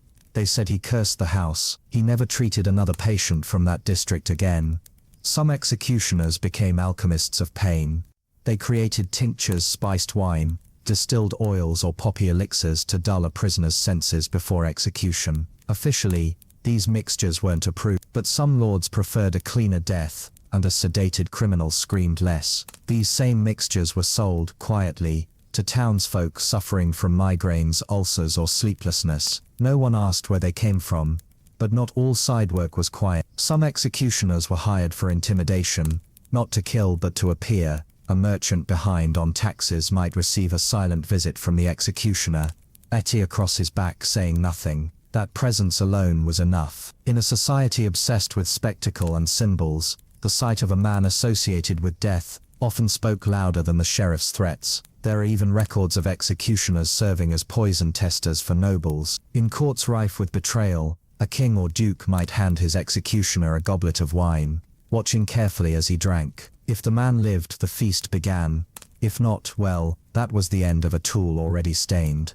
Perhaps the strangest hustle came in the form of relic extraction. Executioners were sometimes asked to cut off fingers, toes, or teeth from the freshly dead, especially from criminals seen as holy martyrs. These relics were sold to pilgrims, monasteries, or charlatans, who claimed they healed illness. One executioner in Flanders made a small fortune selling bones labeled as sainted sinners. He was eventually arrested, not for fraud but for selling parts of noblemen without permission. These side hustles weren't just practical, they were survival. Because society would not let an executioner blend in, he had to stay at the edge, performing the tasks that repulsed others, in silence, in shadow. It wasn't just death they handed him, it was every dirty, thankless task that hovered near it. And yet despite all this, Hadrian never begged, he never asked to be seen, because he knew he never would be. He was not the man who brought peace, he was the one who came after peace had failed. The contradiction was never lost on Hadrian. Townspeople recoiled from him in public but knocked on his back door in the dead of night, whispering desperate requests. "My brother has a festering wound," they'd say. "No one else will treat it." Or, "There's something wrong with my daughter's leg. The priest says it's demons, but I know you've seen worse. And always, please don't tell anyone I came." By daylight, these same people would avert their eyes in the square. But when illness, wounds, or childbirth went wrong, they turned to the only man in town who knew how to saw through flesh and tie off a vein. That was the executioner's paradox. He was filth until he was useful. In Strasbourg during the 15th century, executioners were often the only people allowed to touch decomposing plague corpses. Town ordinances forbade bakers, barbers, and even grave diggers from handling diseased bodies. The risk was too high, but someone had to do it, so the job was handed without debate to the executioner. He would carry the bloated remains out of homes, torch clothing, and dispose of bedding in burning pits. Payment? A few stale loaves and the constant risk of infection. Executioners didn't have the option of saying no. Refusing civic duties could result in forfeiture of the roll and in some towns arrest. In the city of Bern, a 1498 law explicitly stated that the executioner shall be the first to attend the dead, the last to ask for coin, and the only one to be feared but not named. It was both law and curse. Then there was latrine duty. Yes, some executioners were responsible for cleaning public privies and cesspits. Towns considered the work spiritually unclean, and thus fitting for a man already deemed cursed. This wasn't routine cleaning, it was night work, dangerous work. Executioners climbed into waist-deep pits with spades and buckets, often breathing toxic fumes from human waste, decaying matter, and drowned rats. There are records of executioners in Bruges and Liège dying in such pits, their deaths recorded without ceremony. Still, it was income, and sometimes reputation. Hadrian once saved a child who'd fallen into a frozen latrine trench. No one else dared touch the boy. He hauled the sobbing child out, tore away his frozen clothes, wrapped him in a cloak, and carried him home. The mother never thanked him. The town never spoke of it. But that winter no one spat near his feet at the market. That was thanks enough. Some towns assigned more specialized tasks. Executioners maintained torture chambers, greasing wheels, testing pulleys, boiling branding irons. If a noble court wanted a confession, it was the executioner who applied the pressure, not for sport, for documentation. A skilled torturer knew how to keep a man just conscious enough to confess, just terrified enough to talk, and if he died before signing the parchment, the executioner paid the fine. In Venice, one such headsman was fined 10 florins for causing a death prior to verbal conclusion. In Nuremberg, the rule was harsher. Loss of hand if 3 confessions ended in death. It was grotesque bureaucracy. Human suffering turned into quotas and penalties. Yet even amidst horror there was profit. Some executioners secretly profited from the condemned. They sold the clothes of the dead, boots, belts, tunics, washed and traded discreetly. In Paris it was said a sharp-eyed tailor could spot gallows silk by its frayed collar and odd stains. The trade was unspoken but widespread. One could make a coin from a murderer's belt or a heretic's ring. Hadrian had never sold such things, but he'd found them hidden in bundles left at his doorstep by others, hoping he would. Then there were relic requests. As towns grew superstitious, some believed parts of executed criminals could ward off disease or provide magical protections. Fingers from thieves, teeth from witches, even ash from burned garments. In Prague, villagers sought the toe bone of a rebel leader, believing it would protect them from tyranny. The executioner obliged for a price. There was one story documented, though whispered more often than written. about a woman in Florence who bought the blood-soaked sash of a political prisoner and wore it around her waist during childbirth. She claimed it helped her deliver twins without pain. Whether true or not, the story spread, and suddenly executioners had a new hustle: blood cloth. Yet despite these hidden dealings, the executioner remained on the fringes. He was not allowed to join the guilds whose members he quietly served. He could not attend fairs, weddings, or public games. Even when he saved lives or cleaned plague from the streets, he remained a necessary embarrassment, someone the town needed but prayed would disappear. In rare cases, the stigma lifted. Brief. In 1593, a headsman in Ghent treated a nobleman's gangrenous leg, performing a successful amputation. The nobleman declared him a surgeon of divine hands. For a month, the executioner was allowed to dine in the castle kitchens. Then one day he was summoned to carry out a heretic's burning. The invitation vanished. So did the respect. The tools changed. The services shifted, but the wall never fell. The public didn't want to admit that their lives, clean, God-fearing and orderly, were protected and sustained by a man with ash on his clothes and death under his fingernail. And so Hadrian returned to his shed each night, with a coin from a quiet surgery, with a whisper from a shameful patient, with the weight of a dozen filthy jobs done for the town that pretended he wasn't there. That was the final hustle: to exist where you were never acknowledged, to be needed where you were never welcome. Chapter 7. Torture before death. The painful prelude. Execution was rarely the first step. In many cases it was the final punctuation in a much longer, darker sentence.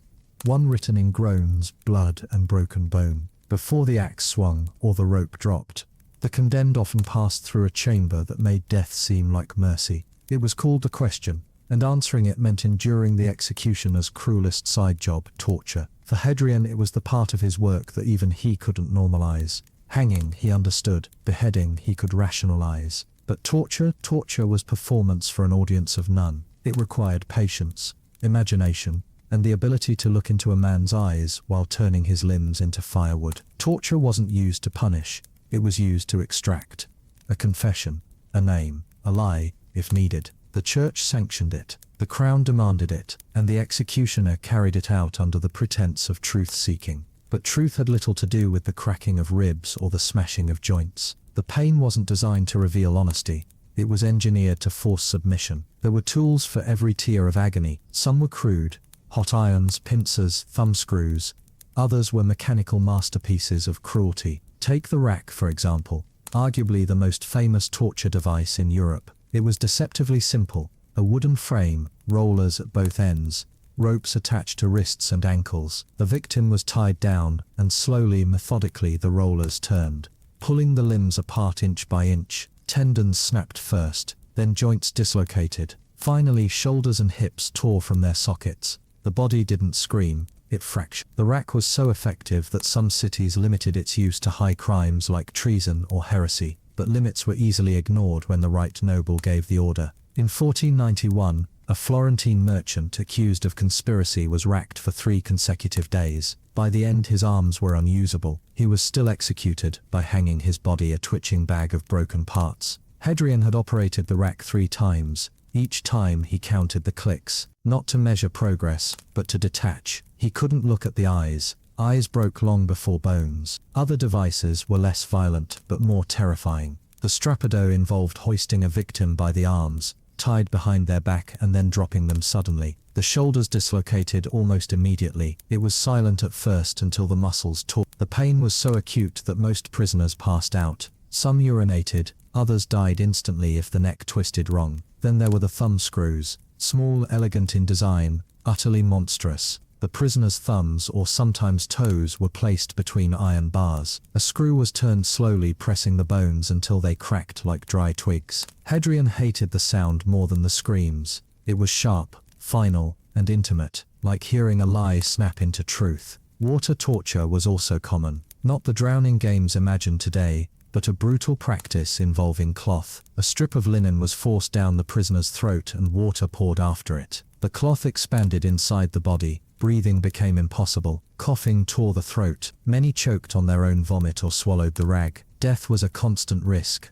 but confession often came long before that. One of the most bizarre and symbolic devices was the pear of anguish. Shaped like a metallic bulb, it was inserted into the mouth, or in the case of women, into more intimate places, and twisted open via a screw mechanism. It didn't just stretch, it tore tongues, teeth, or tissue, whatever was in its path. And all of this happened before sentencing. This wasn't punishment. It was paperwork. The executioner wasn't punishing a criminal. He was helping fill out a ledger with the truth. The confession, after all, made the verdict cleaner, more righteous. If the accused confessed, the judge's hands were clean. The execution became a moral duty, not a political necessity. But everyone knew the truth. People confessed to anything under pain. They named innocent neighbors. They admitted to witchcraft, heresy, or devilry, without ever having touched a candle or read a book. Inquisition records from Spain and Italy reveal confession rates as high as 95%. Not because guilt was common, but because pain made resistance impossible. Hadrian had watched men accuse their own brothers. He'd seen women confess to flying with demons after an hour on the rack. Once a priest begged to be broken faster so he could confess more. "I will give you names," he whispered. "Just don't make me wait again." These moments left stains, not just on the floor but on the mind. Torture chambers weren't grand halls. They were basements, cellars, candlelit vaults beneath castles or courts. The walls were stone damp with mold. The air reeked of old blood and urine. Rats often watched from the corners. Hadrian worked in silence, sometimes with only a scribe in attendance. The scribes never looked at the victim. They just recorded words between screams. The law varied city by city. Some required a physician to confirm the prisoner's health before torture. Others needed a judge's seal, but the rules were easily bent, especially if the prisoner was poor, foreign, or accused of heresy. Torture wasn't just legal, it was celebrated.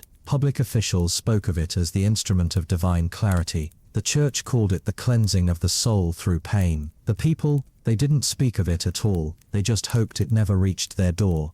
But it always could, because all it took was one accusation, and if the executioner was called in early, the end would come slowly, click by click, twist by twist, not to kill, but to make you wish for death. By the time the executioner was called, the verdict had usually already been decided. Torture, then, wasn't about determining guilt. It was about validating the process, justifying cruelty with formality. A judge might say, "The accused is reluctant to confess.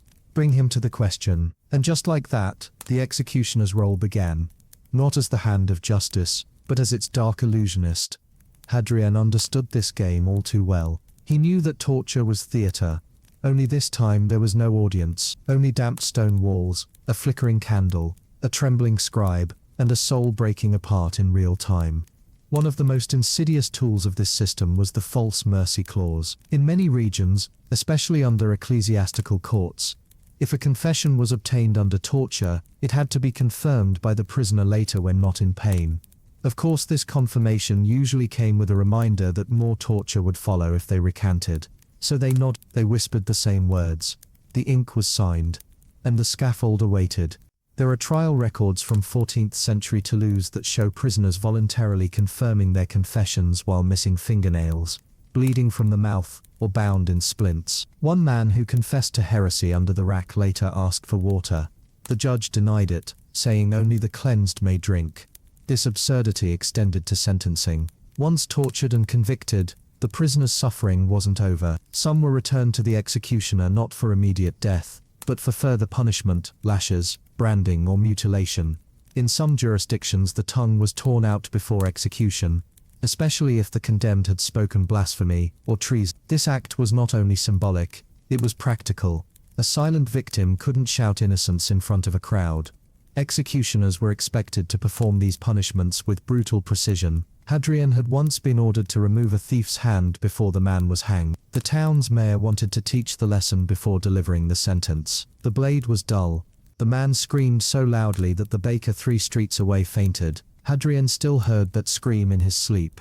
Sometimes torture didn't end in execution at all. Some prisoners were broken purely as a warning, released afterward into the community as a walking deterrent. In medieval Flanders, a woman accused of sorcery was placed in the stocks, publicly whipped, and had her ears cut off. She lived another 5 years wandering with a torn scarf hiding the scars. No one hired her, no one spoke to her, but no one dared accuse another witch in that town for a decade.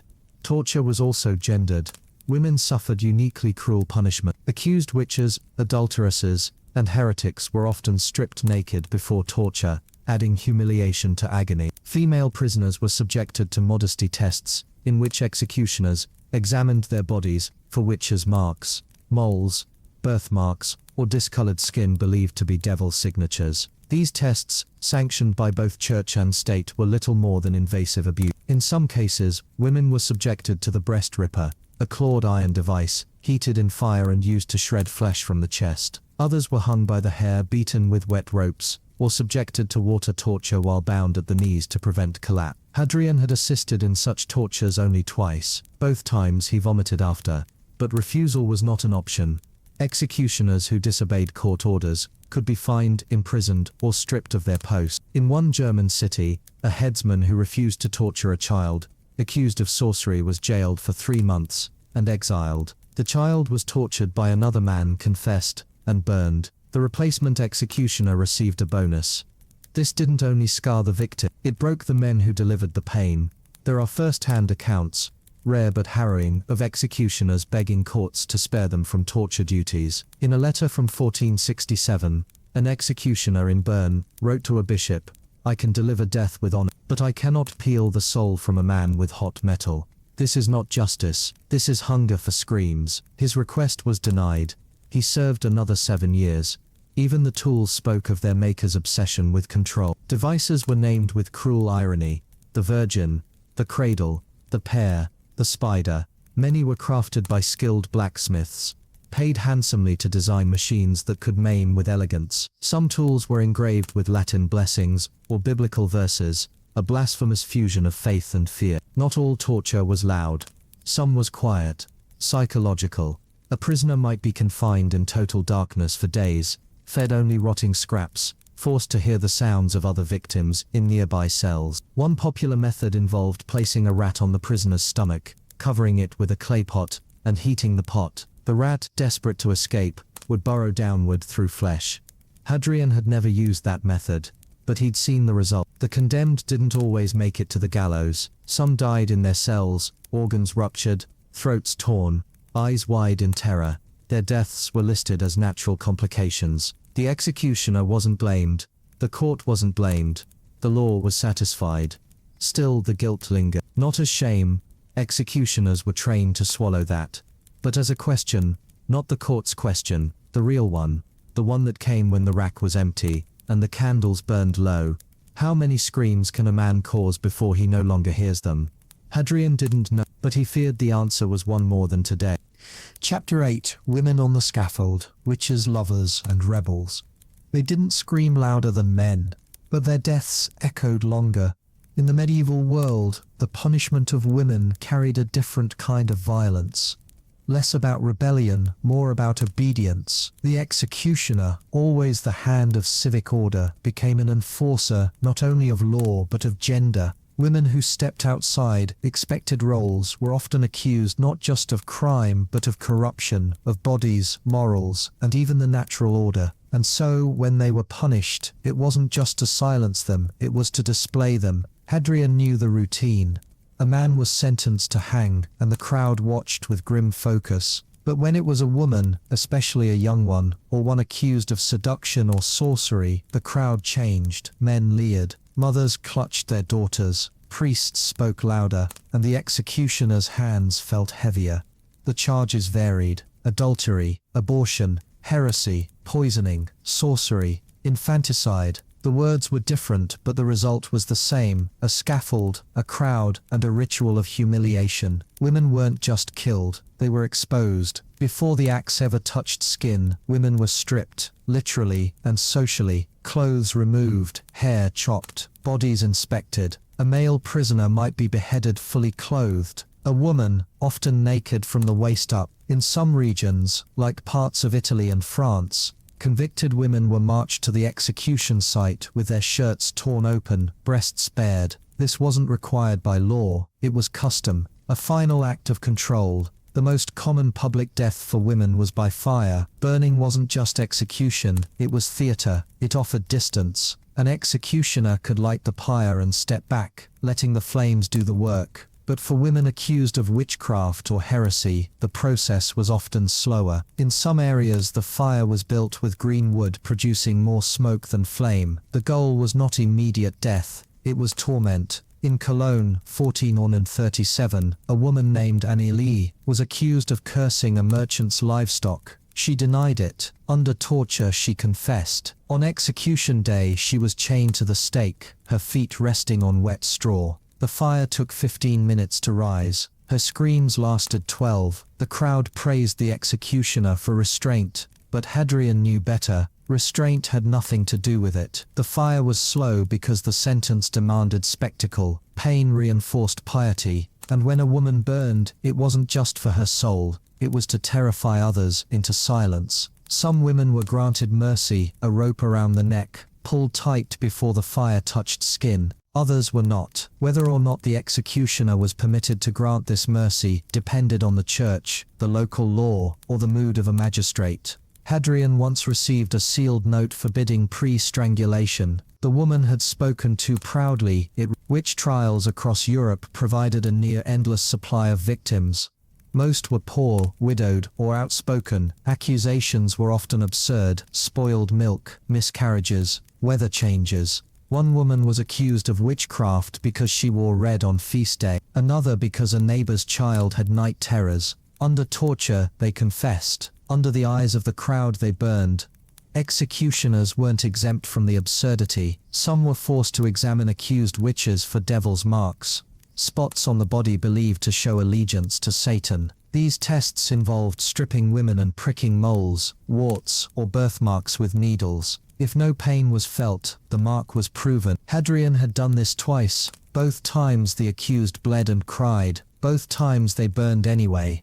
The psychological dimension of executing women was unique. The public did not view female death the same way as male. Male criminals were condemned. Female criminals were despised. They were seen not only as threats to the law, but to nature. A man who stole might be pitied. A woman who seduced, poisoned, or defied was seen as monstrous.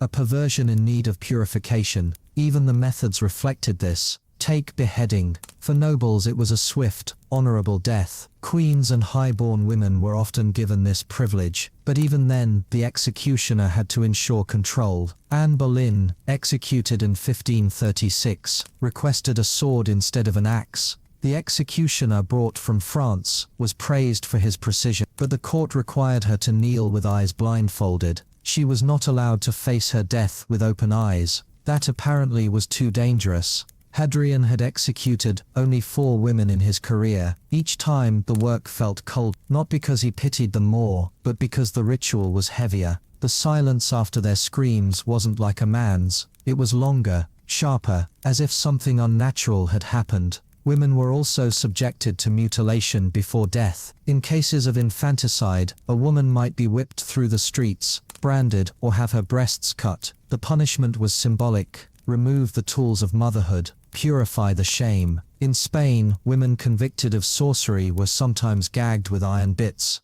so they couldn't curse the crowd. In parts of Eastern Europe, their ashes were scattered in rivers to prevent resurrection, and in some villages, stones were placed on the burned remains to keep the devil's bride from walking again. There was no forgiveness, no redemption, only the executioner was told he was upholding order, but what he felt was ritual slaughter, because when a woman burned, she didn't die alone. She took a part of the village with her, the part that remembered her laughter, the part that once saw her dancing, the part that now turned away and said, she deserved it.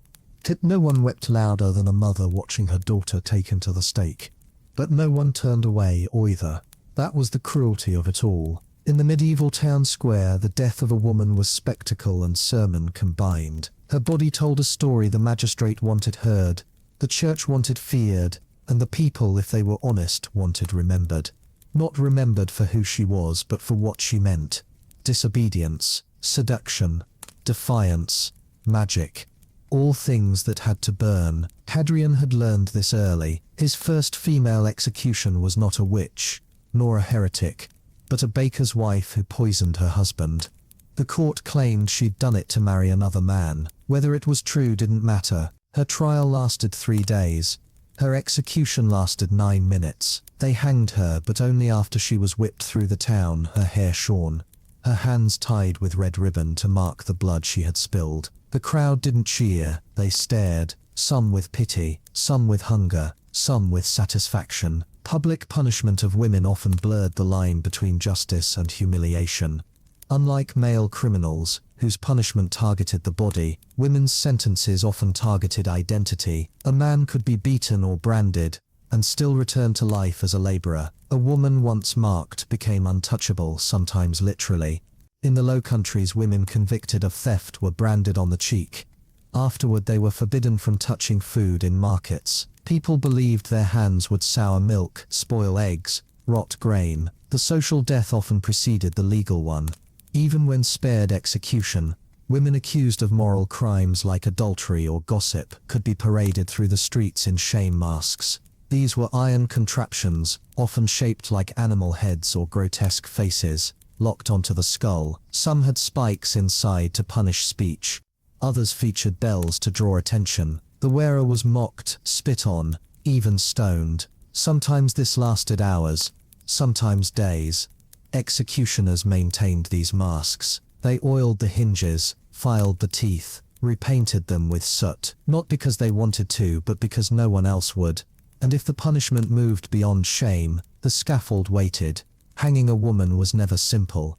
If she was young or beautiful, the crowd responded with uncomfortable silence. If she was old or poor, they heckled. And if she was pregnant, everything stopped. Laws across Europe forbade the execution of pregnant women. Technically, in practice, the examination was often performed by the same officials who issued the sentence. There were no ultrasounds, only touch and hearsay. In England, a woman sentenced to death could plead the belly. If a jury of matrons confirmed her pregnancy, the execution was delayed, but only delayed. After the child was born, if it survived, she was hanged. One such case from 1455 tells of a woman who gave birth in a dungeon, nursed her infant for 5 days, and was then taken to the gallows. The baby died a week later. In witch trials, even these mercies disappeared. Pregnant or not, young or old, once branded a witch, a woman's fate was sealed. Her crime was being feared, and fear overpowered law. Hadrian had heard priests declare better to burn one innocent than let the devil walk. That logic killed hundreds. The executioner wasn't spared the burden. Killing women, especially ones who wept, begged or prayed, shattered whatever illusions of neutrality he held. There was no honor in this, no clean line between right and wrong, only the crushing knowledge that the town demanded a body, and he was the one paid to provide it. He remembered the case of a young girl barely 17, accused of poisoning her mistress. No evidence, only suspicion. She was tortured until her screams cracked. Then she confessed, said the devil visited her at night and kissed her hands. That was enough. The town asked Hadrian to whip her through the square before hanging, but she couldn't walk. Her feet were shattered from torture, so they dragged her. The crowd watched in silence. Not horror, not joy, normalization. That was the real evil of public execution. It normalized atrocity. When people saw a woman stripped, whipped, and burned, and then went to market for cheese, it wasn't just her life that ended, it was their conscience.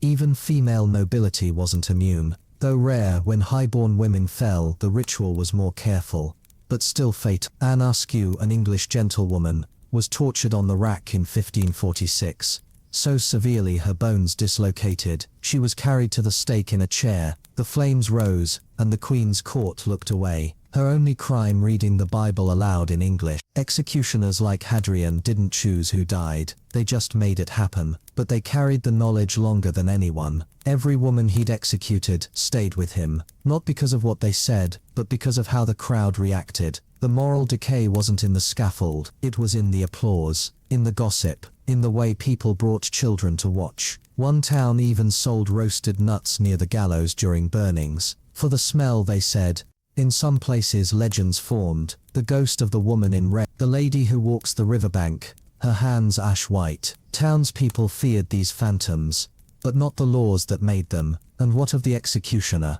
He did his job, then he went home to silence, to guilt, to a memory he never asked for. Because no one forgets the sound of a woman burning, and no one forgives the hand that lit the match. Chapter 9.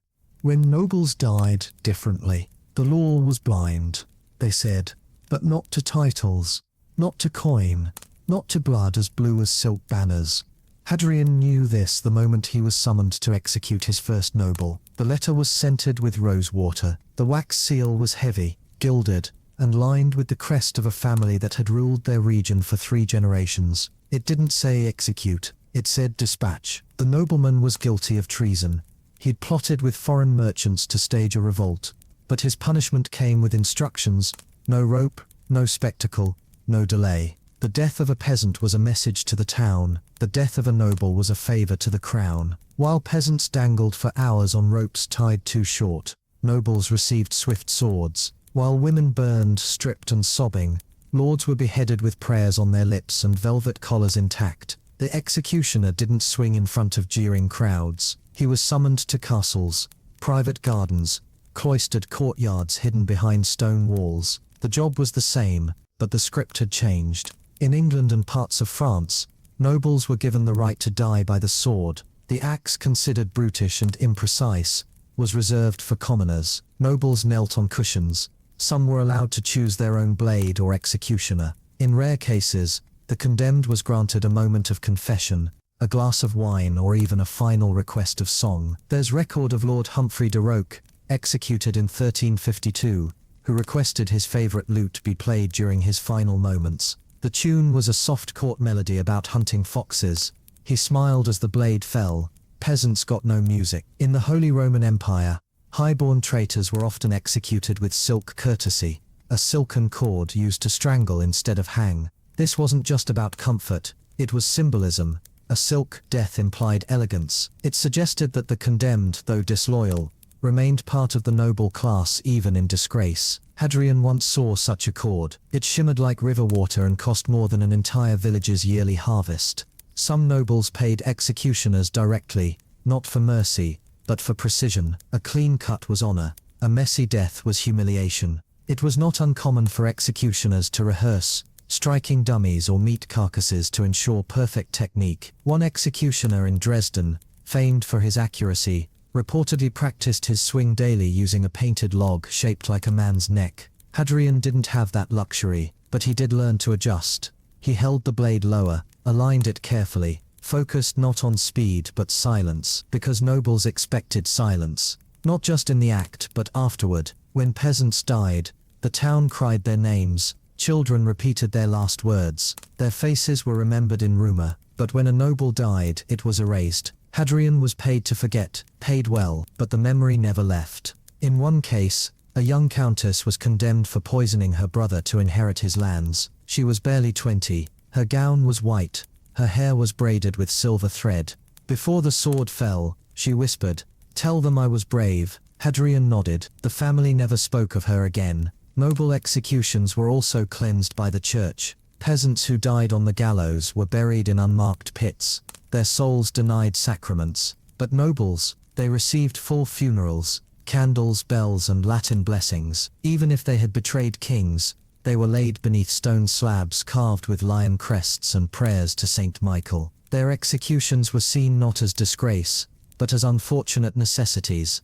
Sometimes nobles were even spared the executioner's touch entirely. They were allowed to commit noble suicide, a poisoned goblet, a dagger to the heart, a bath of warm water and a cut vein. The executioner was only present to confirm death and perhaps clean up. This wasn't justice, it was choreography. Even their prisons were different. While peasants were chained in cold dungeons or thrown into rat-filled pits, nobles were confined in towers or guarded homes, given ink and paper, sometimes books or servants. One duke, awaiting execution, wrote poetry and received visitors daily. His final poem, The Sparrow's Fall, was published posthumously, and still quoted in court centuries later.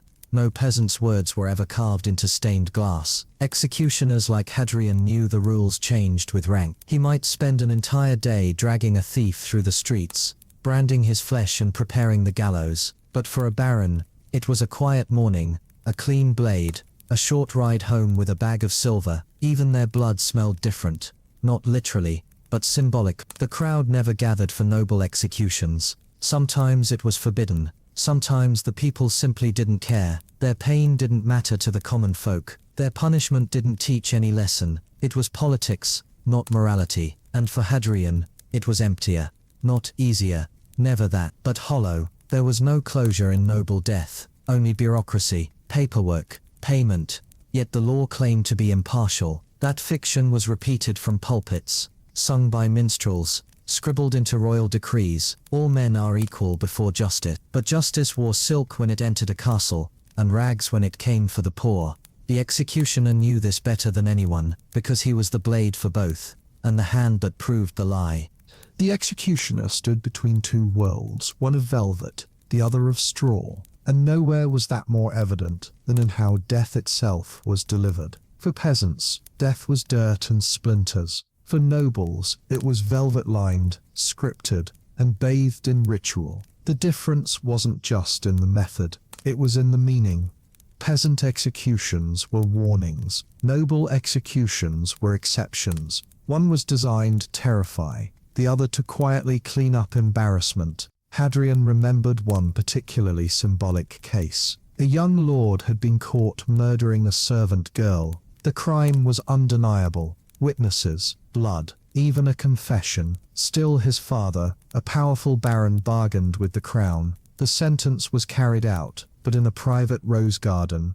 No crowd, no record, no priest save the family's own confessor. Hadrian was given a golden token, not coin, and told to speak of it to no one. The official town records listed the cause of death as fever of the brain. That's how the nobility disappeared their sins. Through euphemism, peasants died for justice. Nobles passed away with dignity. Language itself became part of the executioner's burden. Even the posture of death was controlled. Commoners were tied, shackled, or dragged. Nobles knelt, or reclined, or were placed gently in position, surrounded by candles or family heirlooms. In 15th century Hungary, one count was executed lying on silk sheets, wine at his lips. His final words were recited in Latin by a monk. After the sword fell, a steward placed a white lily on his chest. Contrast this with the butcher's apprentice Hadrian had beheaded just weeks prior, kneeling in mud, shirt soaked with blood, no words allowed. The boy had stolen grain. His name didn't even make the city ledger. Nobles also received something no commoner ever did, the right to choose who killed them. Some had family executioners, trusted professionals who had served their house for decades. Others requested foreign headsmen to avoid local scandal. The French nobleman Charles of Navarre hired an Italian executioner for his beheading,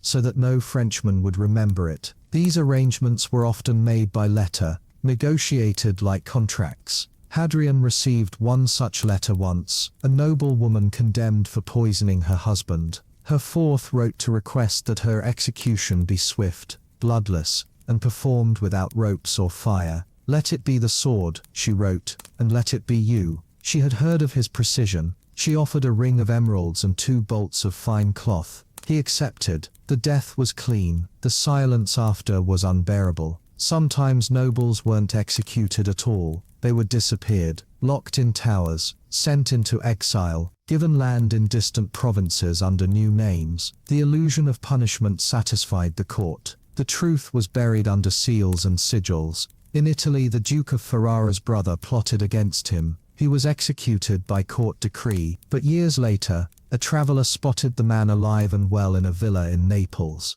living under a false name, still wearing the signet of his house. The execution had been political theatre, carried out on parchment, not scaffold. The public knew, but could do nothing, because execution at its core was not just punishment, it was messaging, and the message sent to the masses was always the same. This could be you. But when nobles died, the message changed. This doesn't happen to people like us. That difference was vital. It kept peasants obedient, it kept nobles careful, and it kept executioners like Hadrian spinning between roles.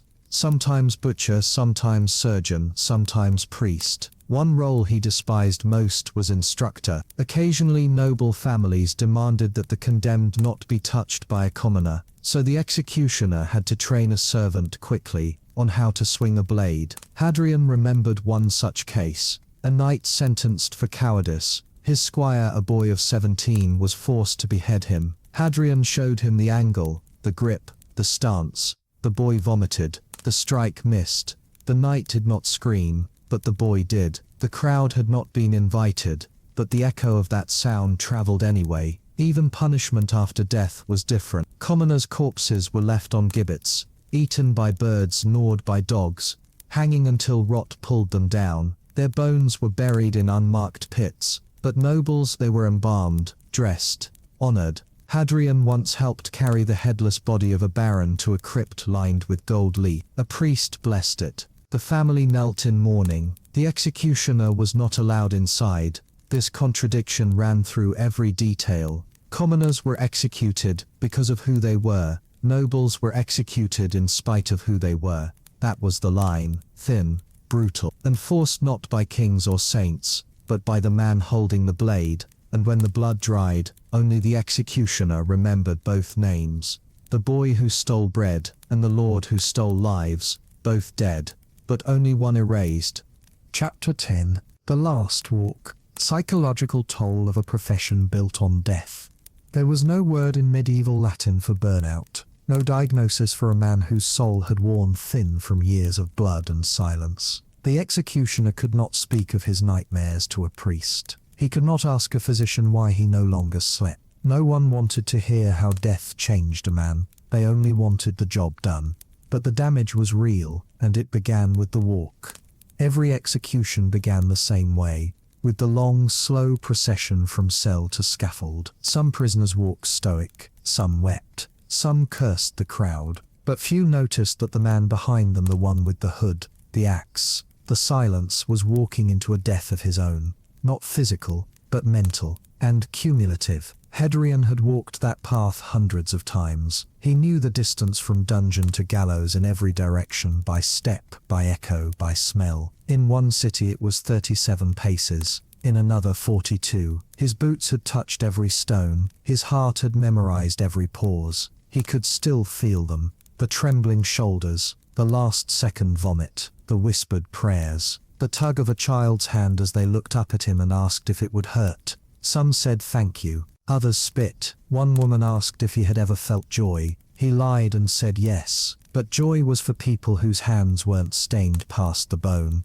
No one warned executioners about what came afterward. Not the blood, not the rot, but the absence, the quiet after a scream, the moment when the rope stops swinging, when the last muscle twitches. That's when the weight settled. Not in the arms but in the gut. There were no support systems, no healing rituals. The church offered no sacraments to the one who carried out its verdicts. Hadrian had once tried to speak to a monk. He asked whether the soul could decay without dying. The monk replied, "You should be grateful for your position. Justice is holy," and walked away.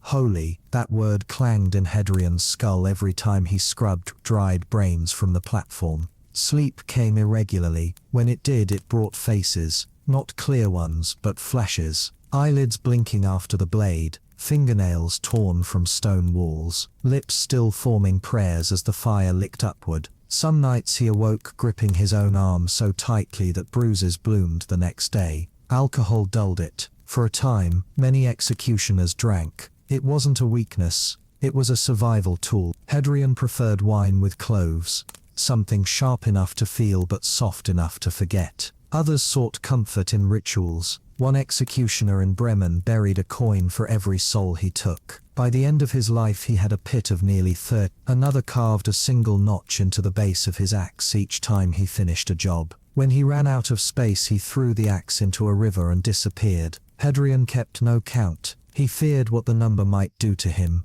And yet the townspeople believed executioners were immune to pain. As if proximity to death made you less human. They assumed the hood protected his mind, that the blade turned off his heart. But Hadrian knew better. He remembered every voice that cracked, every pair of eyes that didn't close fast enough. He also remembered the laughter, because the crowd sometimes laughed, not always, but often enough to matter. Children giggled, vendors joked, men made lewd remarks about condemned women. That laughter cut deeper than any scream. It proved that suffering had become a game, and Hadrian was its referee. Even the tools began to haunt him. The axe he once sharpened with care now seemed heavier, not in weight but in memory. Every nick on its edge felt like a name. He tried switching weapons, a new rope, a cleaner block, but the past didn't care about wood or steel. There were physical tolls too. His back ached from years of lifting bodies. His hands trembled from old fractures. His knees popped every morning.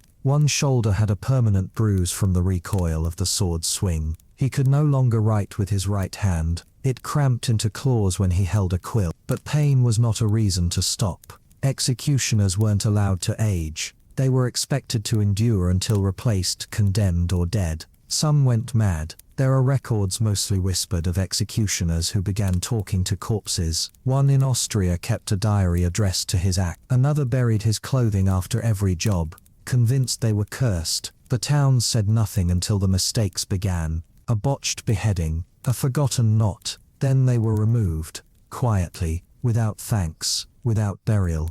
Hadrian sometimes wondered how he'd end, not on the scaffold but in the silence after. Would the town find someone else? Would they even notice if he vanished? Probably not. There would be another hand for the axe, another mask, another man taught not to feel, because the machine needed fuel. And executioners were never seen as men, only as smoke, rising, then gone. By the time most executioners laid down their tools for the last time, there was nothing left of them. The world wanted no memory, no monument, no prayer. They were buried outside city walls, if buried at all. The church called them impure, the law called them necessary, and the people, those same ones who clapped when a body twisted at the end of a rope, simply moved on, as if the hand that had done the killing had never belonged to a man at all. Hadrian knew this was his end too. He didn't imagine a quiet farm. He didn't dream of redemption. All he hoped for was a night without screams. But it wasn't just nightmares that lingered. It was something worse, habituation, a numbness that settled in like frost on the soul. One day he noticed he didn't flinch anymore at the sound of bone snapping. One day he no longer heard the crowd. One day the prayer of the condemned became background noise, like wind in trees. He hadn't lost compassion. He had just dulled. This dullness infected everything. Food tasted like ash. Wine felt like water. Music made him nervous. He couldn't tolerate children laughing too loudly. He couldn't trust silence. He began pacing without knowing why.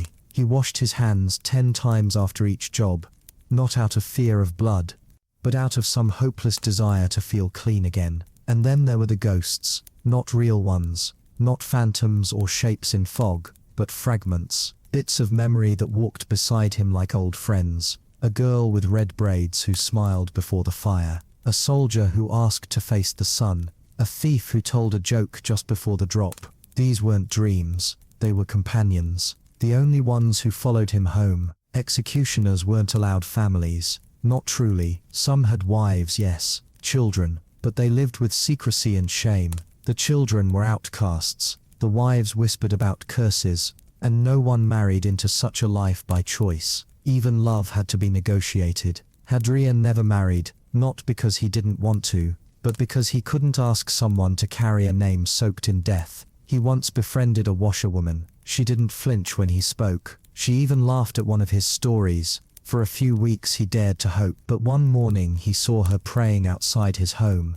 Eyes closed, tears on her cheeks. He never spoke to her again. It was her silence that hurt more than any insult. Retirement for executioners was rare. Cities didn't offer pensions. There were no parades. You weren't given a medal. If you survived long enough to become too old to lift the axe, you were often replaced quietly. Your home reassigned, your name crossed out of the rolls. Your tools passed to another man with stronger arms and fewer memories. Sometimes the townspeople rejoiced when you were gone. One executioner in Avignon was driven from his cottage by torchlight after a rumor spread that his breath caused miscarriages. He died in the woods, buried in a shallow grave dug with his own blade. Sometimes you left first, just vanished, into a monastery, into a river, into myth. One tale tells of an executioner who became a priest, another of one who burned down his own scaffold and walked naked into the forest. Whether true or not, they were stories towns told themselves to believe the blood could wash off if only the soul was scrubbed hard enough. But the truth, it never washed off, because even when Hadrian looked into a mirror, he no longer saw a man. He saw the tool, the thing that held the rope, the hand that steadied the block, the foot that opened the trapdoor. He couldn't remember the last time someone called him by name. He had become what they wanted him to be: necessary, invisible, feared, and forgotten. In some places, children dared each other to knock on the old executioner's door. They said he kept skulls on shelves, that his eyes glowed red, that he spoke to crows. These weren't legends born from evil. They were born from ignorance, from the need to place all violence in a single figure, to separate themselves from it. But the executioner wasn't evil. He was obedient. That was the most terrifying truth. He didn't kill for pleasure. He killed because they asked him to, because someone had to swing the blade, because someone had to light the fire, because someone had to keep order. And order in the medieval world was always written in blood. In the end, Hadrian knew he wouldn't be remembered for mercy, or skill, or silence. He'd be remembered, if at all, as the hood, as the shadow at the edge of the square, as the footstep behind the drum roll. He was the end of the line, the last face before darkness, and he would die as he had lived, alone, necessary, and unknown. By the time most executioners laid down their tools for the last time, there was nothing left of them. The world wanted no memory, no monument, no prayer. They were buried outside city walls, if buried at all. The church called them impure, the law called them necessary, and the people, those same ones who clapped when a body twisted at the end of a rope, simply moved on, as if the hand that had done the killing had never belonged to a man at all. Hadrian knew this was his end too. He didn't imagine a quiet farm. He didn't dream of redemption. All he hoped for was a night without screams. But it wasn't just nightmares that lingered. It was something worse: habituation, a numbness that settled in like frost on the soul. One day he noticed he didn't flinch anymore at the sound of bone snapping. One day he no longer heard the crowd. One day the prayer of the condemned became background noise, like wind in trees. He hadn't lost compassion. He had just dulled. This dullness infected everything. Food tasted like ash. Wine felt like water. Music made him nervous. He couldn't tolerate children laughing too loudly. He couldn't trust silence. He began pacing without knowing why. He washed his hands 10 times after each job, not out of fear of blood, but out of some hopeless desire to feel clean again. And then there were the ghosts, not real ones, not phantoms or shapes in fog, but fragments, bits of memory that walked beside him like old friends. A girl with red braids who smiled before the fire, a soldier who asked to face the sun, a thief who told a joke just before the drop.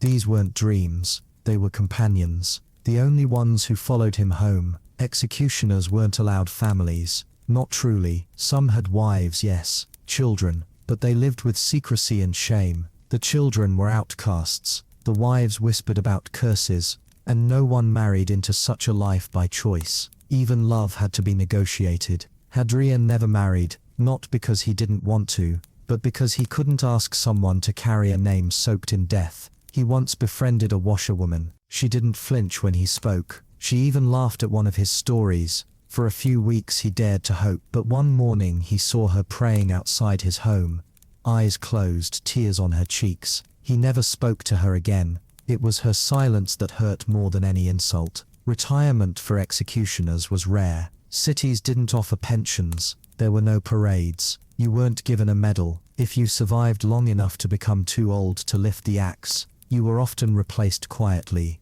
Your home reassigned, your name crossed out of the rolls, your tools passed to another man with stronger arms and fewer memories. Sometimes the townspeople rejoiced when you were gone. One executioner in Avignon was driven from his cottage by torchlight after a rumor spread that his breath caused miscarriages. He died in the woods, buried in a shallow grave dug with his own blade. Sometimes you left first, just vanished, into a monastery, into a river, into myth. One tale tells of an executioner who became a priest, another of one who burned down his own scaffold and walked naked into the forest. Whether true or not, they were stories towns told themselves to believe the blood could wash off if only the soul was scrubbed hard enough. But the truth, it never washed off, Because even when Hadrian looked into a mirror, he no longer saw a man. He saw the tool, the thing that held the rope, the hand that steadied the block, the foot that opened the trapdoor. He couldn't remember the last time someone called him by name. He had become what they wanted him to be: necessary, invisible, feared,